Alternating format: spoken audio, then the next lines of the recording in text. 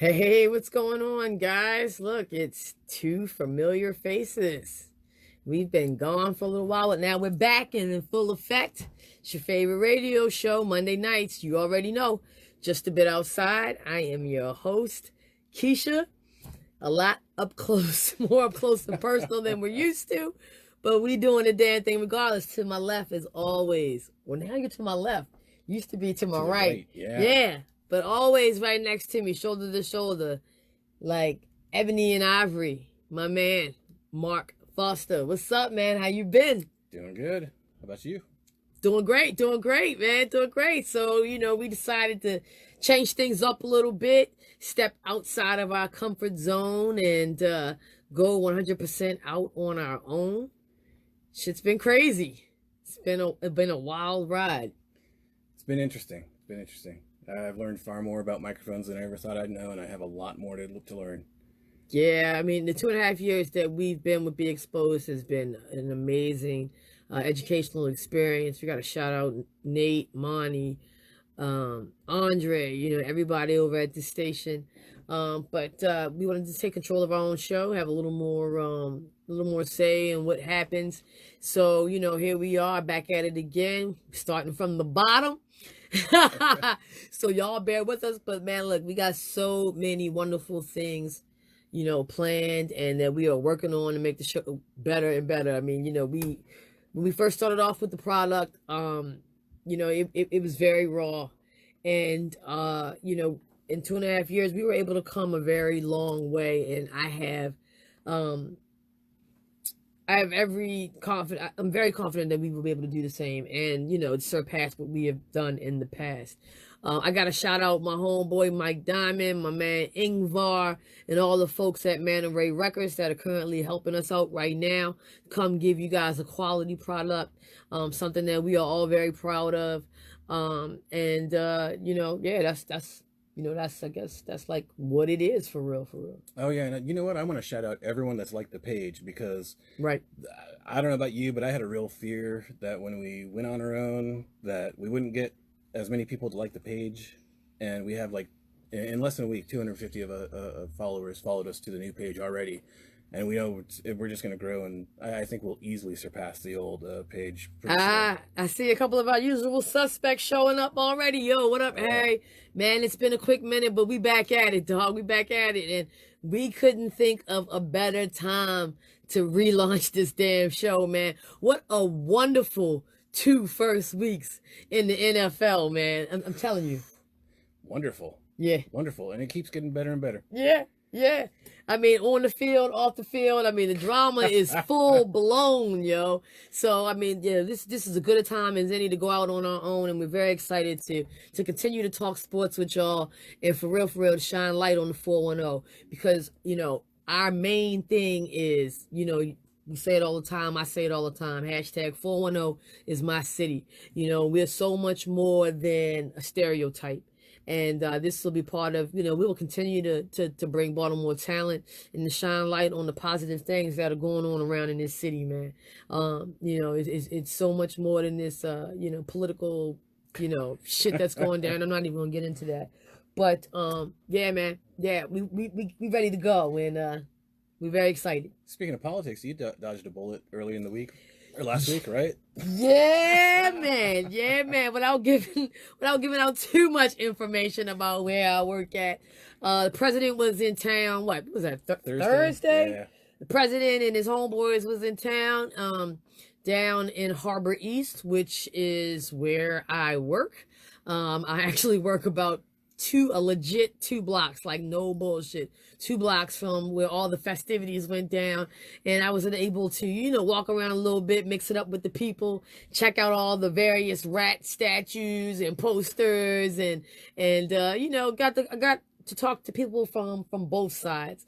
It was actually, I was very pleased with the vibe of it, man. It all, of course it was 2 sides, out there that opposed each other, but everybody acted accordingly, which was to me, I think the most important thing. Yeah. You know what I'm saying? Everybody was able to express themselves and you know how they felt, you know, appropriately, and everything was well received, man. So, you know, I got to shout out the 410 for that. And I really appreciate everybody that you know, they put on that display, because you know, they like to give my city a bad rap, man, and I ain't having that shit.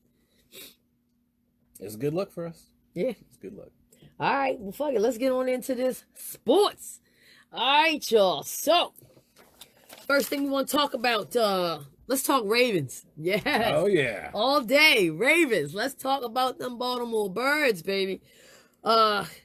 Game yesterday, it was between the Arizona Cardinals and Baltimore Ravens. Kyler Murray versus Lamar Jackson.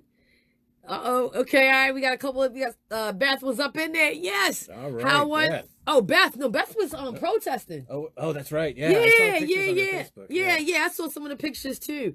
Yes, it was very positive, yo, and I'm glad that you was a part of that. I can't wait to hear more about that. I'm going to hit you offline, Beth, so we can talk about that.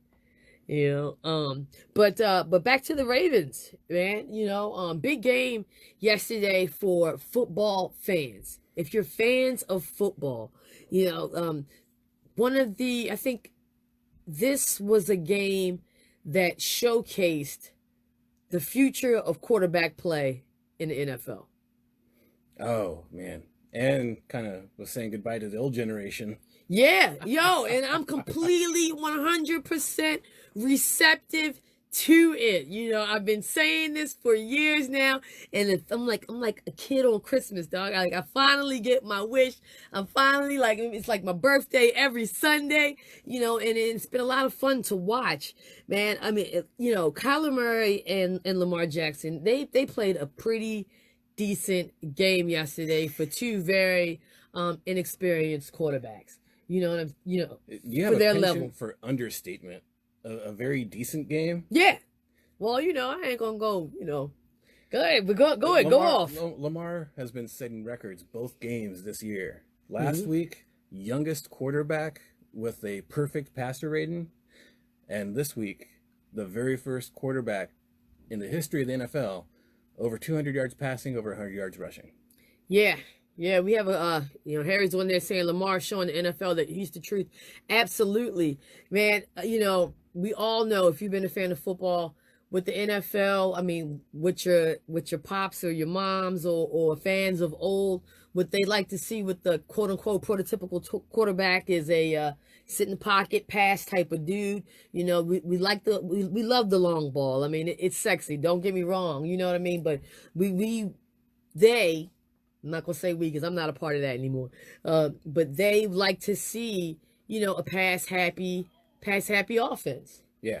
Honestly, you know, quarterbacks like Michael Vick, they were viewed as anomalies. You know, Cam Newton, even though hasn't really been having a good time as of late. You know, and they always looked at quarterbacks and, you know, like a limited shelf life for a quarterback that runs. Yep. And most of these quarterbacks are black. So, you know what I'm saying? These are black quarterbacks. You know what I'm saying? They would tell these guys that, you know, you couldn't be a quarterback. You know, I don't think it was a coincidence. And it was a pretty good, clean jab by Lamar after game one. And he says, you know, pretty good for a running back. You know what I mean? Like he you know, he's never really been, you know, referred to as a quarterback. But now we got these two. We have quarterbacks out here now like Patrick Mahomes, Kyler Murray, Lamar Jackson, who are proving that they can do it on the feet and in the air as well. I mean, Kyler Murray, he was on the losing end, but he was 20 for 40 with 349 yards on a pretty decent Ravens defense. You know what I'm saying? And he kept the game close. I'll admit, like, I wasn't sold on Kyler Murray. I didn't think he should have been like the number one pick and all that. Really? But I mean, I not that I was like a naysayer, like he wasn't going to do anything, but I wanted to see him prove himself. And yesterday was just an amazing day for him. That, you know, a couple of plays going different ways. Yeah, Cardinals could have won that game. Absolutely. You know, that game featured, I believe it was either 3 or 4 Heisman Trophy winners? 4. It was 4. Okay, I thought so. Okay, so we had Kyler, we got Lamar, we got RG3. Who was the 4th one? Oh, damn. Everybody, we were trying to figure out the 4th one yesterday at the house. Right. I know Harry knows. Hey, Harry, who's that 4th Heisman, yo? Ring in on the joint. We have another comment. He says, plus Jalen Ramsey wants out of Jacksonville. Eric, get on the phone. I wanted Fitzpatrick from Miami, but I would love Ramsey in purple and black. I think his attitude and his swag would definitely fit with the Ravens, but you know what he is a hard motherfucker to please. Excuse my language. Like, seriously, he is a hard athlete to please, and he can have a tendency to have a negative effect in the locker room, man. And we got such good chemistry going right now, and such positive vibes. I worry if, I know it would be a good fit, but I worry how it would play out going down the line. Yeah. But back to yesterday's games. A very one of the most outstanding stat to me yesterday for both quarterbacks. Mark, 0 interceptions. Yeah, that was amazing. 0 interceptions. And through 2 games, between these 2 quarterbacks, 1 interception. Okay? Matt Ryan, 5 interceptions. Dude. Matt Ryan at one point was one of the highest paid quarterbacks in the NFL. Ryan Fitzpatrick, 4 interceptions. Carson Wentz, he had 3 or 4 last night. Drew Brees, 2 interceptions. Before he went out. Yes. You know what I'm saying? So, these young, and let me tell you something else about these young quarterbacks, man. Another thing that I looked into that I was so in love with. Lamar Jackson and Patrick Mahomes through the first 2 games, 75% completion percentage. Yeah. He definitely, it was amazing. It's such a great time for football, for quarterbacks. I think a lot of people have been naysaying the quarterbacks, like it doesn't have the depth like in the 90s with Favre and in the 80s with Montana. But the quarterbacks in the league now, the next 10 years are going to be exciting. Oh, yeah, definitely going to change the face of the quarterback position, man. And, what the great thing about it is, you still get the offense that the brand that the league wants. You still get the brand that you want. You still get the excitement. I don't care if, you were a Raven fan or not. You had to have enjoyed watching Kyler Murray drop that bomb to Larry Fitzgerald to get back in the game. I'm pretty sure, a few asses puckered up at that moment. You know what I'm saying? But honestly, seriously, and like Arizona Cardinal fans, how long have you been waiting for this? Since that Super Bowl against the Steelers. Right. Like, Fitzgerald's an old man right now, but I think he's about to have a hellified season. I'm from Arizona. Yeah. And I'm not a Cardinals fan because I never really liked them. Mm-hmm. But I found myself watching that game and just wishing that Larry Fitzgerald was a little bit younger. Yeah. Because if he was around more for Kyler Murray's future, absolutely. Jesus. Absolutely. Cardinals would win a Super Bowl for sure. Absolutely. And then, you also have the defensive leadership of T Sizzle, which I'm pretty sure for a lot of our fans out there, a lot of our outsiders out there, it was pretty weird to see Sizzle in the red and white. Ravens let him go in the off season. He elected to go for more money, and I can't hate on him for that. But it hurt. Those were one of the ones. It didn't reach the level of Ed Reed hurt, because I was hurt behind that joint. But it still hurt though. Let's be honest though, Sizzle's past his prime. And when he retires, he's going to retire a Raven. Like, there's no doubt about it. They better bring his ass back for a season or a game or something. 24 hours, yeah. Right, you know what I'm saying? He's supposed to finish as a Raven. But, you know what I mean? Historically, though, That's what the Ravens do. They don't mind letting you go. You know, I just mentioned Ed Reed. There was a lot of shock about that. There was a lot of shock about Haloti Nada. Oh, You yeah. know, oh my gosh. And oh my God, did we not fall out when Bart Scott went to the Jets with Rex Ryan? You know what I mean? Like, but, you know, we've always trusted in the system so much. When we had, you know, Ozzie, we just knew that we would draft someone that would be able to fill that void, or we would draft someone that was the next person, you know, the next, you know, the next hot thing. And we've been able to do that. Mm-hmm. We've been able to do that. You know, now we got a new guy. DaCosta. Yeah, Eric DaCosta. Yeah, we got DaCosta. So, you know, we'll see if he'll be able to continue, you know, that Ravens style of management. You know, and honestly, so far so good. You know, I think we are averaging, allowing I don't know, less than 20 points between the two games, right? Oh yeah, because the first game was 10. Yeah. And yesterday was what, 17? Something like that. Yeah, 17, yeah. So shit, that's even better. So that's 14, about 13, 14. Yeah. So, you know, I mean, we have good scouts. We make good decisions.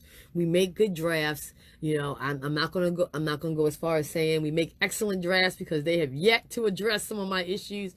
But, you know, so far so good. Those dudes are holding up for my guy.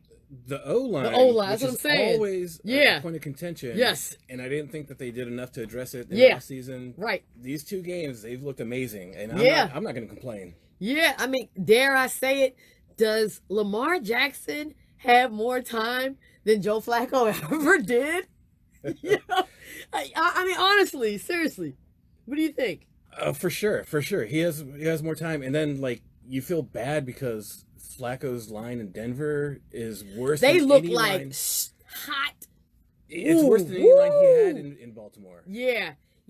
I watched both of Joe Flacco's games because I wanted to see Joe Flacco's performance. I was specifically interested to see what Joe Flacco looked like on another team with what I thought was a better offensive line. Yeah.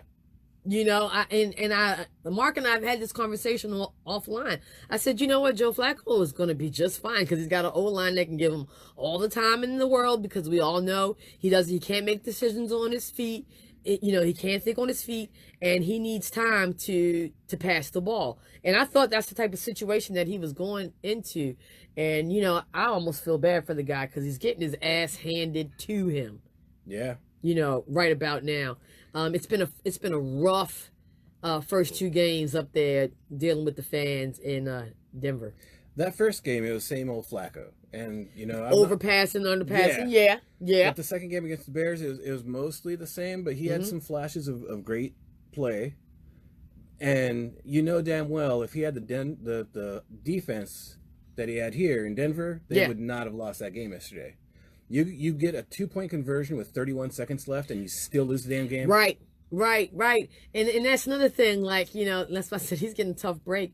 The defense totally let them down. Oh, yeah. You know what I mean? And but you know, we'll talk a little bit more about that when we bounce around the league a little bit later on in the show. Let's do this really quickly before we wrap this segment up. Let's grade, and outsiders feel free to give your own grade as well. Let's give a grade for Lamar after 2 games. You know, I mean, when it came to the Ravens 2019-2020 season, you know, the microscope was going to be on him. You know, the Ravens made the big change at quarterback. I think it was about a 50-50, maybe 60-40 split as to well-received and not well-received. So, you know, the microscope was going to be on Lamar Jackson. It's going to be on Lamar Jackson this whole entire season. So, I mean, through the first 2 games, what would you say? What would you grade him? You remember that scene in A Christmas Story when Ralphie's dreaming about the A plus. Yo, if I had the chalk, I would legit just, Mike would kill me, but I would go right up against the wall, plus. plus with the same drama as the teacher. What was that lady's name? I don't know. She was fucking hilarious. So you said A plus. Oh, absolutely. He's setting records. I mean, don't get me wrong. It's 2 games in. He's going to have a bad game, and the Ravens are going to lose games. That's going to happen. Yeah. But through these 2 games so far, he's MVP caliber right now. Yeah, and you know that somebody hinted that on TV yesterday, and I was just like, oh my god. But you know, I also would like to I'm going to give it A, because what I really have focused on and what I've really noticed, the big thing that sticks out with me between what we witnessed last season and this season is maturity. You know? Oh yeah. Maturity. You know, you know, well, first of all, his first game, I mean, he just completely stunned everybody with his arm. Okay? You know, I mean, he completely stunned everybody with his arm. He showed everyone that, you know, he is a quarterback that can make throws, that he's a prototypical quarterback, you know, for this day and age. You know, in the second game, you know, he eased up off the passing a little bit, which I'm pretty sure some people weren't a fan of, but I have no problems with that. He also told you, like, look, dog, don't forget, this is what I do. And yesterday, he got 120 rushing yards, leading all rushers on the football field. Yeah. You know what I mean? So he's giving you like this dual threat, and he's being responsible with it. You know, you didn't see him sacrifice his body or try to be a hero for an extra yard or 2. He was getting down. You know what I mean? When it was time for him to get rid of the ball, he would get rid of the ball, you know, and you know, it's just a whole new level of maturity, decision making, things that he really wanted to work on in the off season. He did, man. And I had to say, like, I loved it. I really did love it. It was great. I mean, like I said, A plus plus plus plus plus plus. Yeah, and we got a comment that said A plus plus. Only Mahomes and Dak are on his level right now, and I would agree with that. I would agree with that. You know, we'll talk about Dak in a little bit, because I mean, that dude right there, he deserves the bag. And Jerry Jones about to come off some of that change, man, and he need to hurry up and get that thing done. But what we're going to do right now, okay, it's about 7:50. What we're going to do is we're going to take a quick break. About a quick 90-second break, and then we're going to come back at it, and we're just going to jump around the league, talk football with you guys. So don't go anywhere, outsiders. We're so happy to have you back. Don't go anywhere. We'll be right back, just a bit outside. They can still hear us. They can still hear us. You know? Yeah. Don't shake the table too much. Banging on that shit.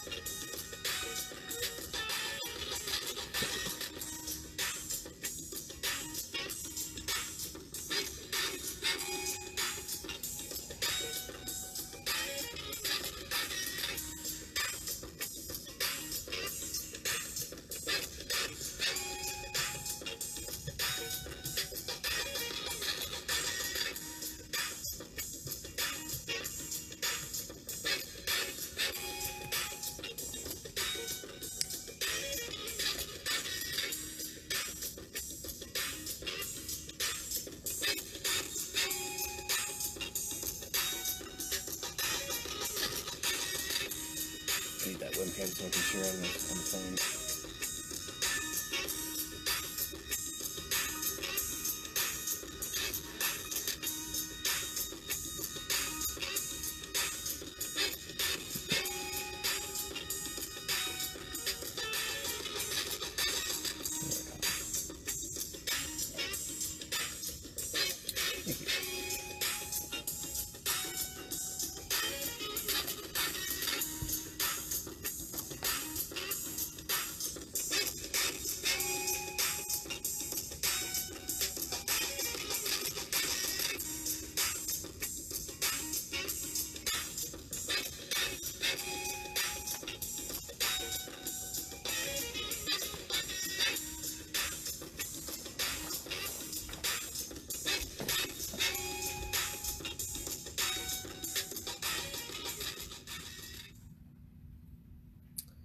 All right, you guys. All right, we're back. We're back. We're back. Thank you for sticking around. And if you're just tuning in, this is Just a Bit Outside Radio Show, your Monday night sports extravaganza. Share the link, share the love. Share the link, share the love, yo. As a matter of fact, let me go ahead and start this watch party since we all the way live now. Yeah, let me go ahead and do that. So let's keep the show going. Let's keep it moving. When we left off, we were talking about the Ravens and how, happy we are with Lamar and the Ravens play and everything that's going on right now. The big win. So what we're going to do is we're going to take it just a bit outside Baltimore, just a bit outside the 410, and we're going to bounce around the league. I guess we should start with the hottest thing, most dramatic thing that's going on with the NFL right now, and I guess that's the whole Antonio Brown thing. I mean, we can't go the whole show without saying his name and without mentioning. Patriots and Antonio Brown were in full effect yesterday. They tried to toy with everyone by saying, oh, he might play, he might not play. But I knew all along that was one of those Belichick Jedi mind tricks, man. Like, he loves to fuck with your brain. So Antonio Brown and Tom Brady were on the field against, Miami.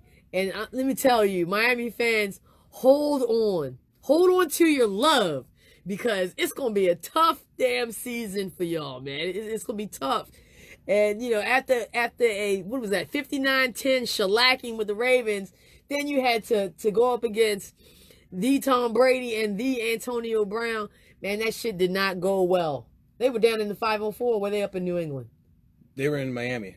Yeah. Oh, my God. Not the 504. Yeah. Yeah. I don't know. No. I don't know what Miami is. 305. That's 305. That's 305. Man, we gotta get you out more often. Get you with them area codes, baby. 305. They was down in 305. They got themselves another ass whipping, man. They ain't scored one damn point yesterday. So that was even worse. But they didn't score as much as the Ravens did against Miami. So always gotta make it about the Ravens. But I believe Antonio Brown had at least one touchdown. At least one, yeah. Yeah. I went through a roller coaster of emotions dealing with this whole Antonio Brown thing because I drafted this dude for my fantasy football team. So, my fantasy football team's hopes were lingering in the air when all of this was going down.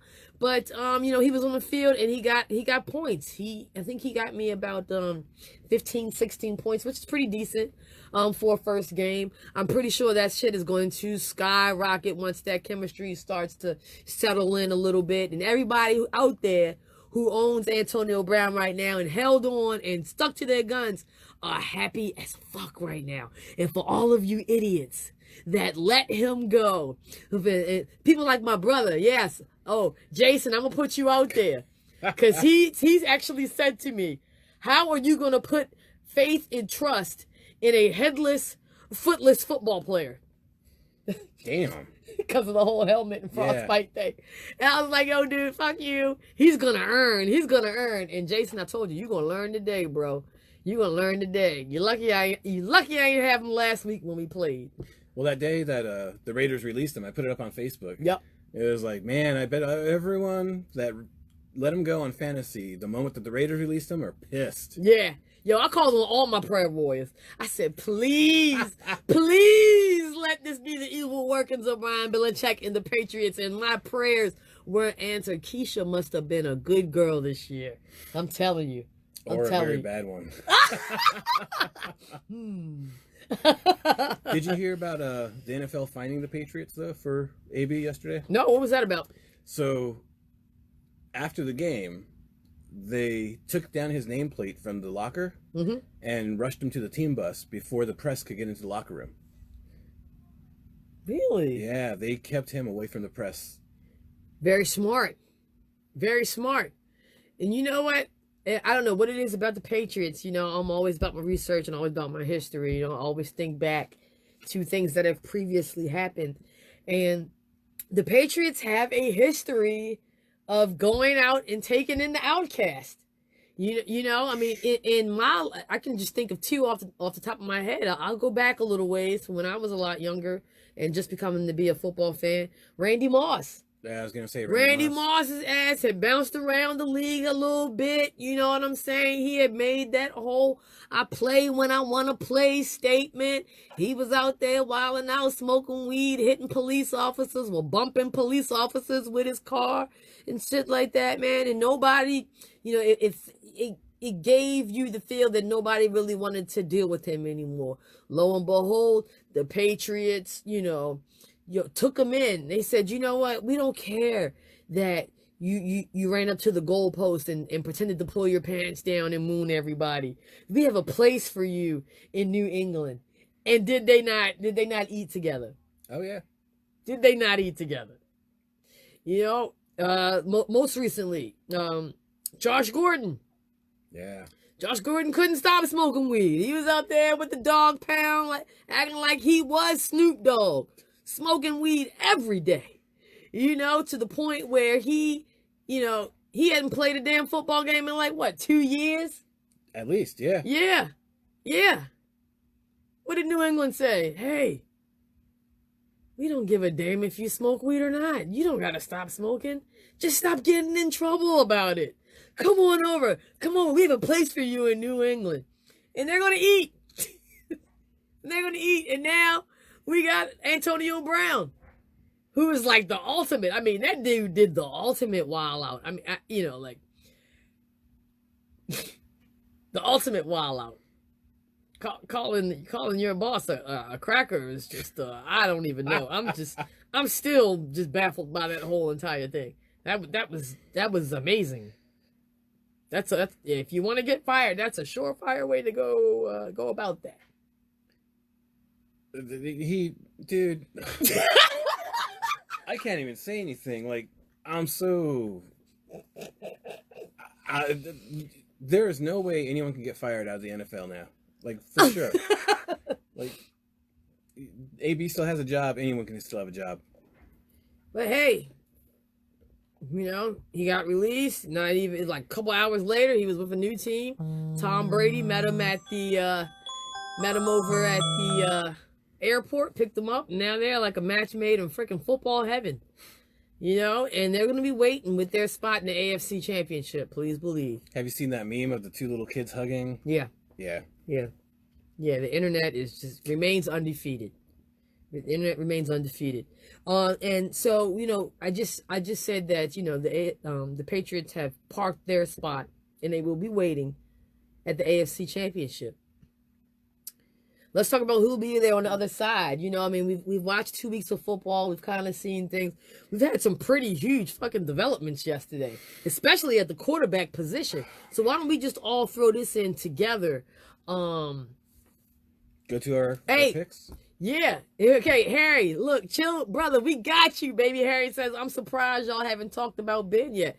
And we about to talk about these development dogs. Like I said, this is at the quarterback position. So, let's just go around, okay? We'll start for my man Harry. We'll start with the Pittsburgh Steelers and Ben Roethlisberger. Yo, Ben Roethlisberger, what was it what kind of injury was it? Was it a hand? Yeah. And he's going to be doing elbow season-ending surgery, and it's pretty much a wrap for the Pittsburgh Steelers. This other guy they call Mad Dog, I don't know. I looked at him; he didn't look too much like a Mad Dog to me, but he's supposed to be under center now, and they are placing all of their hopes in this guy. It's over for the Pittsburgh Steelers. You know what I mean? They were already struggling, losing about 60% of their offense with Antonio Brown and Le'Veon Bell. Yes, Juju, I love you as a football player. I hate you as a Pittsburgh Steeler, but I respect your art and I respect your skill. But now that you have lost Ben Roethlisberger, you've lost the other third, yo. You know what I'm saying? Like, that is hard. For Pittsburgh Steelers fans, that's a tough pill to swallow. I mean, for the whole entire season. And a lot of people were saying, well, the Ravens had it, with or without Roethlisberger. But no, I don't give it. Pittsburgh was not going to do that thing without putting up a fight. You know what I mean? They were going to make it as hard as they possibly could for us. Yeah. And now I feel like we have the AFC North handed to us on a silver platter, like, yeah, we're sorry. And, you know, back-to-back division championships sewn up. You think so? You don't think those Browns? Are you fucking... Okay, seriously? If any... Okay, I'm about to say, somebody tell me one thing that they've seen positive that the Browns, you know, did these first 2 games, yo. Absolutely nothing. I'm not saying I've been into the hype, but I did think they'd be more competitive, and last week they just sucked ass. Mm-hmm. Tonight they have the Jets. Yes. Which whoever in NFL put together Monday Night Football with the Jets and the Browns they were smoking some crack. But remember last season though, Monday nights, there were a couple of questionable Monday nights with us. I think the entire season. Yeah, we were pissed like damn near every Monday. Like the Browns, if they don't win tonight, the Ravens are the only team with wins in the division. Wow. Yeah. That's so fucked up. Yeah. Yeah, and the thing about this whole Ben Roethlisberger situation and why it's so awesome and beneficial for the Ravens, like, yo, they could win outright the whole, like, they could sweep the entire AFC North. You know what I'm saying? Which to me could give you possibly a 12-4. Dare I say a 13-3 season? Yeah. Dare I go as far as saying getting the fucking bye week? Like, yo, I mean, seriously, I'm willing to take it that far, and I don't think I'm being unrealistic right now. I think before in the division you had a split with at least Pittsburgh and maybe the Browns, and now they definitely stand a chance of sweeping the division. Yeah, because I'm gonna be honest with you. I mean, Browns got some shit. They got some things they need to work out. I mean, it's a new team. You got a lot of new pieces from top to bottom. So it's going to take a little bit of time, you know, for them to get to where everybody thinks that they're going to get to. You know, I almost feel like this season is like that meme that they had out there. Like it said, if you weren't a fan of us when we were losing by 30 points, don't be a fan of us when we're losing by 10 points. Yeah. And that's what the fuck's going on here, you know, this season. You know what I mean? And as Harry said, like, you know, we will find out tonight because they are on the national stage and everybody will get to see, you know, up close and personal what type of offense these guys are going to run. You know, they've had a pretty, you know, past couple of seasons, they've had an okay defense, you know what I mean? But they just never had an offense that would sustain a drive to keep their defensive legs fresh. You know what I'm saying? I mean, those guys would just be going 3 and outs or turning over and going right the hell back on the field. And that's tough on any defense. I don't care who you are, you know? So, you know, we'll get to take a look at that tonight. As a matter of fact, it's 8:05 right now. Why don't we just go into our predictions and outsiders? If you have some predictions too, throw them up on the feed, yo. I'm interested to hear, you know, how confident you guys are in the Cleveland Browns. Mark, who you got winning tonight, yo? I'm actually going to say it's a tough one to look at because it's a 50-50 to me, yo. Well, the Jets, they looked good 3/4 of the game last week, and then they totally tanked the shit in the fourth quarter. The Browns just sucked ass. Right. So they didn't even put together 3 good quarters.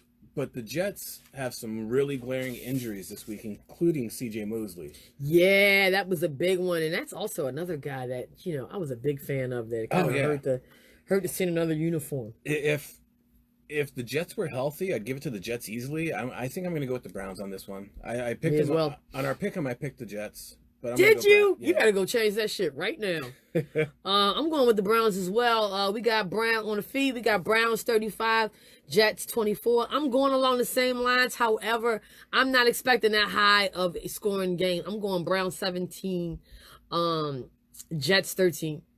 You know, and honestly, Harry, when have the fucking Jets scored 3 touchdowns? Like, seriously, I don't mean any harm. Like, I know it's the Browns and everything, but, like, I'm going to have to check and see the last time the Jets scored 3 touchdowns in one game. If they keep fumbling in the end zone, they can run the score up.